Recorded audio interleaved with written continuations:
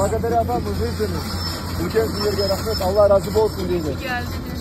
Хорошо, что вы приехали. Hayata dönüyordunuz. Вы нас вернули в землю. Ve ikinci hayatı verdiniz. Вы родились второй раз. Ayşe de bu. Ha bak Teşekkür ederim. Ayşe bak buna. Siz çıkardınız değil mi? Evet, hep beraber. Bu ekip komple. Çok Hep beraber teşekkür çıkardık. ederim hepinize. O Ayşe diye seslendi sürekli. Ben de yanında bir arkadaşım daha vardı. O nerede? Rufat, ikimiz seslendik. Evet, benim adım Rıfat dedi. Burada değil şu an, gelecek. Tamam ama seslendi sürekli. Baban geldi. O Rıfat Dayın Bey'di. geldi. Ama beyefendinin sesini hatırlıyorum. Kendini Çok hatırlıyorum teşekkür ben. ederim. Allah razı olsun. Hep beraber şu an, bu bizim takımımız. Zaten önce Allah sonra siz yani.